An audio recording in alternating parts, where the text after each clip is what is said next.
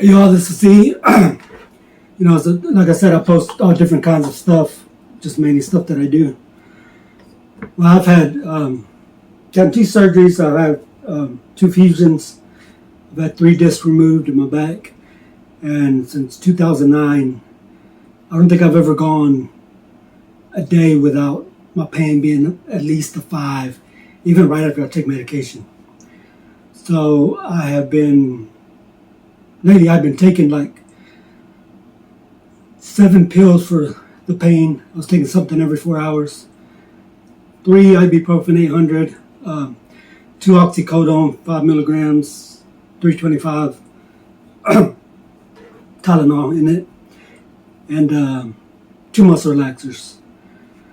But I was listening to a podcast by Huberman Lab, and it was about building a strong, pain-free back. I started doing the stuff that we're doing. At first, I'd forgotten about the stretches, and so I didn't do them for like first 3 or 4 days. Getting some relief, I could feel that it was actually working because I've been doing a lot of crunches. I've been doing stuff, which is kind of one of the things I do anyways, for my lower back and upper butt to strengthen my core. So then I went on there, found this video where he actually does the stuff, and then I think like after 2 days of doing those 2 stretches, my back pain had decreased a lot. I mean, it had gone down a lot. And I think by maybe the 3rd or 4th day, I mean, it was like all the time was like down to like maybe 2. I'd feel it, but I also have many other issues. After this, I'll talk to you about them, but this shoulder's really messed up. So even when I was taking all the medication, if I did too much, I'd have to rub some diclofenac to actually just to go to sleep. So this is like the next most pain besides my back right now. I have knee pain and this shoulder too, but all this stuff, if I don't overdo it or do anything, it goes away.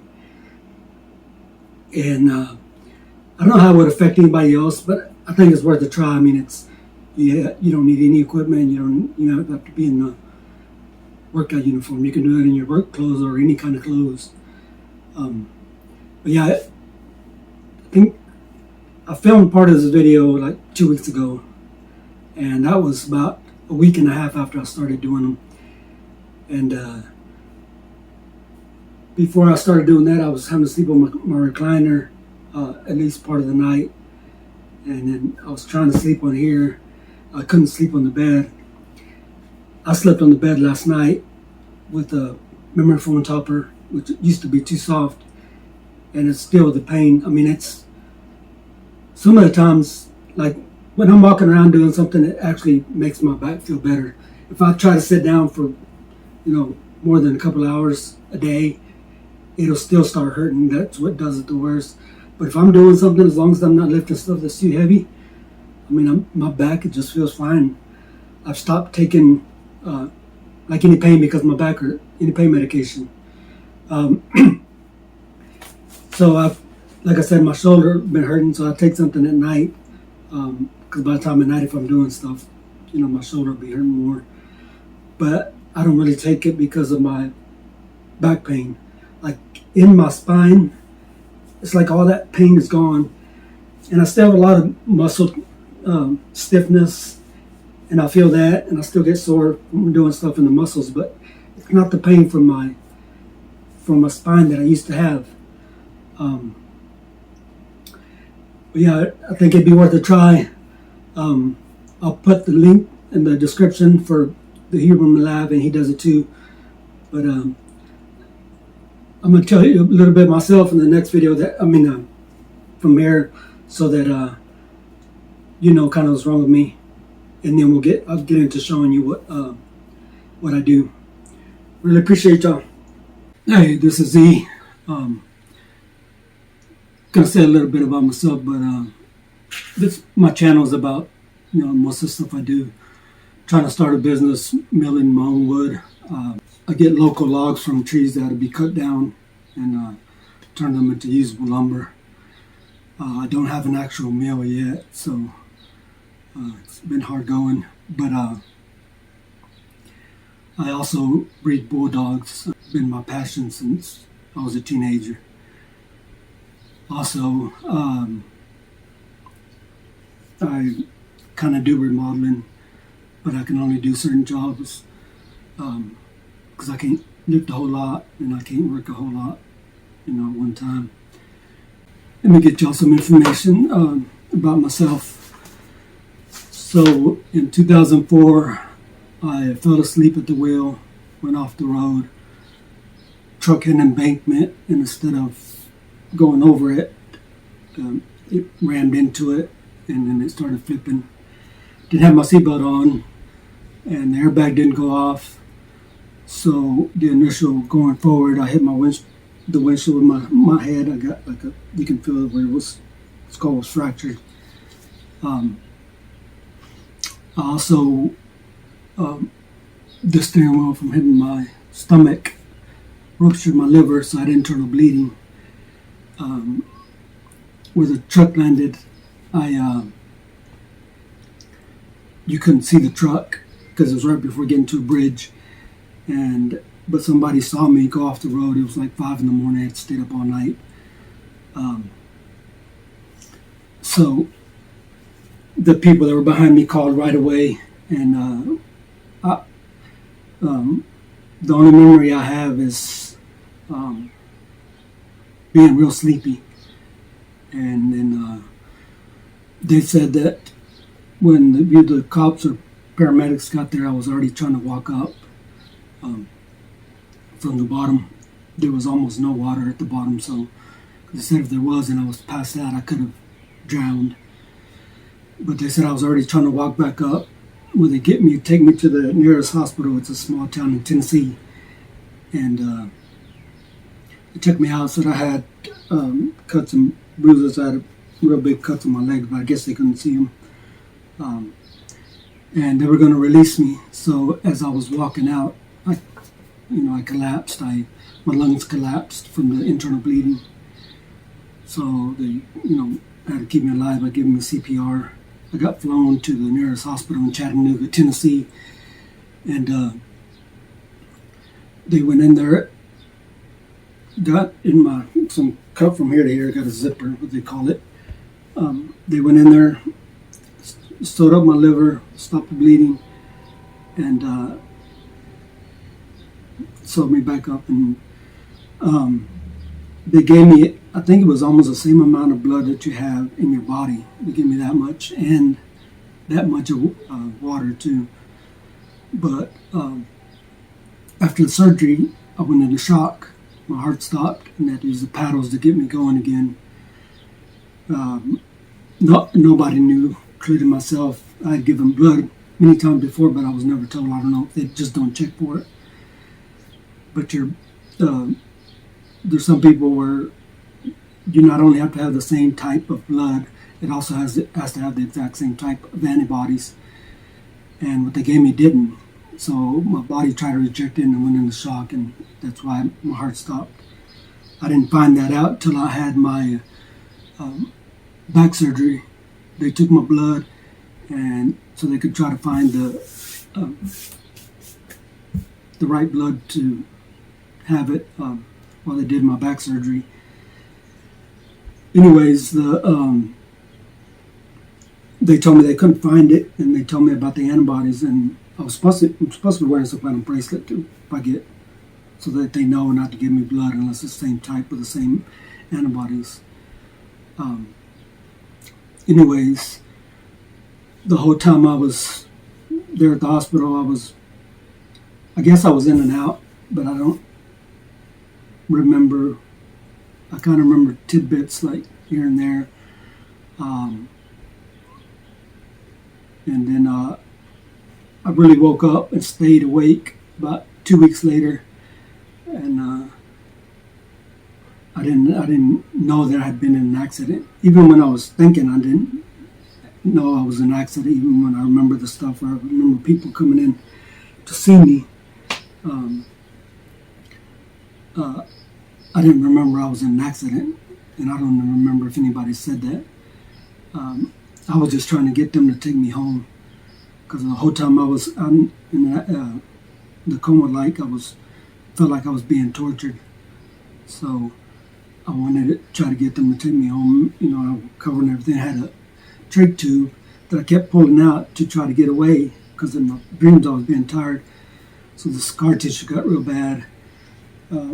My elbow, I guess from on the steering wheel, it didn't break, but I guess it thought it broke, so it got a bone spur there. I couldn't straighten out my arm for years. I couldn't breathe very well for years. I think I've had 5 or 6 procedures on my throat, and it's gotten better, but still, I still can't do much aerobic exercise. Anyways, I had another back surgery about 5 years ago, and the first back surgery wasn't done right. Like it didn't give me the curvature that I need. And then they used some kind of plastic that this doctor was it was experimental, was trying to get a patent on.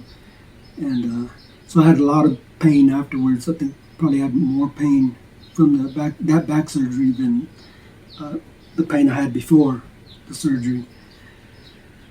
And anyways, like I said, I ended up having to start working again, and herniated another disc. The first time they took out 2 discs, and the second time they took out 1. And he said he tried to fix the first back surgery, tried to do something to kind of help it, and I actually did. I had less pain after the second back surgery than I did before the second back surgery. So, but I've always had problems sleeping. My worst is sitting. So, I'm always doing something, doing physical therapy. But I've done all kinds of stuff. I got into shape. I was like, right now I'm like 166. I was like 193. And after my back surgery, I decided I was going to change, so I got on a good, healthy diet. And, but like I said, I've been doing physical therapy almost a lot of days. And just started doing some that, it's like a miracle. I don't know if it's because I was doing something every day and I haven't been this whole week, or it's these new physical therapy things that I'm doing, which is what I think it is. I can actually sit a little bit longer. I can sit anywhere. Before anywhere I'll sit would make it worse. My recliner is the only thing that doesn't make it worse, and it's so used up that it's not being as good as it used to be. But I've been sleeping on my recliner. Probably slept in my recliner 2 or 3 years of the last 5. Anyways, I wanted to show y'all. I got this from the Huberman Lab podcast. I'll put the description below, or is to his channel. But let me show you the extra. I don't remember what they are right now. I'll put them. They'll be in the description. But let me show you what I've been doing. And right now I've just been taking 1 ibuprofen and 1 oxycodone at night. I've been taking some muscle relaxers, either 1 or 2 a day. But I was taking 3 ibuprofen and 2 oxycodone and 2 muscle relaxers every day when I was doing something every day. But here, let me show you what they are. Yeah. This, I've been doing probably from 150 to 300 crunches. A lot, and my stomach certainly got stronger, but when I saw about this, it said that just makes the back pain worse. So there's just 3 exercises by some doctor that I'm in. I'll get the stuff and put it down. Anyways, the first one is you put your hands under your back, small of your back, so that it's supposed to have the curvature it has. And then extend one out, a foot out, but I've been picking it up and then get your shoulders, your elbows off the ground, which just makes it harder. And then keep your head in a neutral position, not like this or like that, just like looking straight up. And then I count 1,000. Been doing 20, and then I'll switch, and then do 20 seconds, and I do that 5 times, and that's 1 set. Trying to do 3 sets of those. And then the second one is side planking, which is really hard the first couple of days I try to do it. Just get like that on your side. The elbow's been easier. I can do it with my arm on my left hand, but not on my right because my shoulder's so damaged. Also had just about every joint in my body got damaged.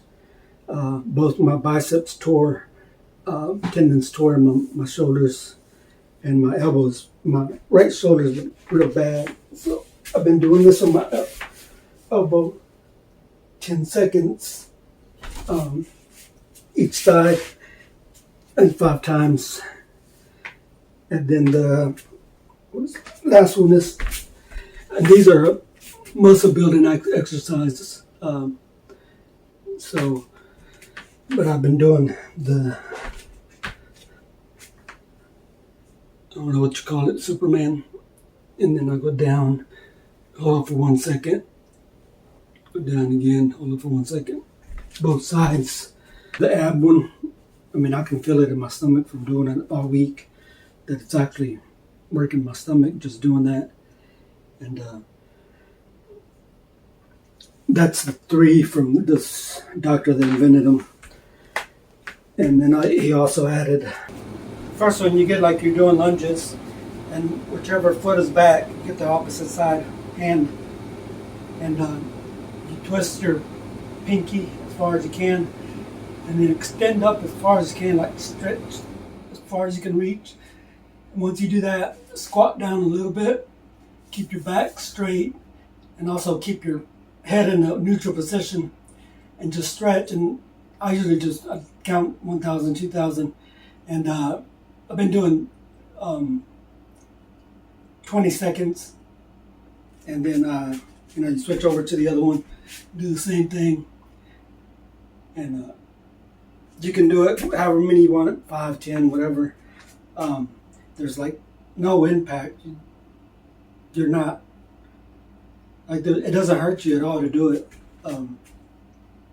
So I think those are the main ones that have taken the back pain away. But the exercises are building my core more, so I don't get hurt again. But the main thing is just don't overdo it.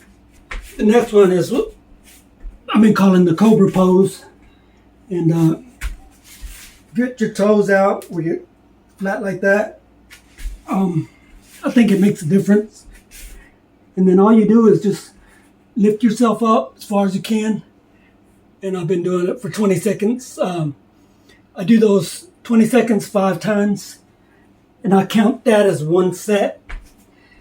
All the exercises are 5 times each set, and then they said to do 3 to 5 sets, but I've only been doing 1 set of everything. Because usually after this, I'll go to doing some actual resistance training.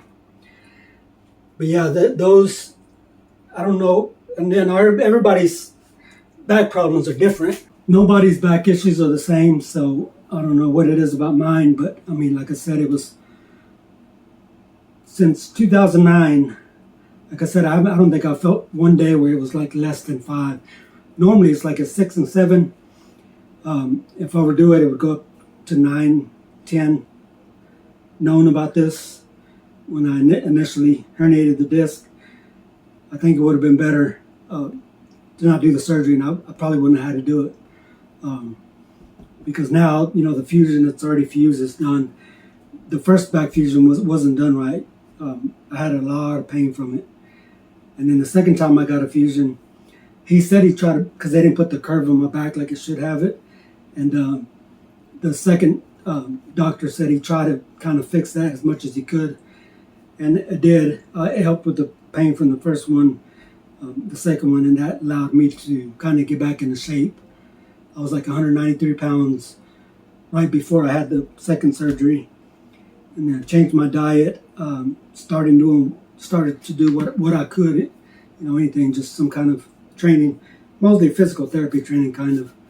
And I'm up to 166 right now, 167. I went to the doctor last Friday, and for the summer I'd probably like to get around 160, maybe 155, but 160 is a good. My blood pressure was like 81 over 91, I think, something like that, however way it goes.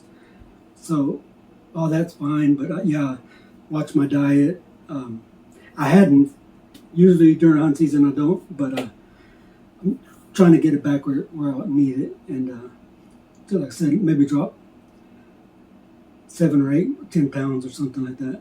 But really appreciate y'all watching. I hope this helps some of y'all, and I think it's worth a try.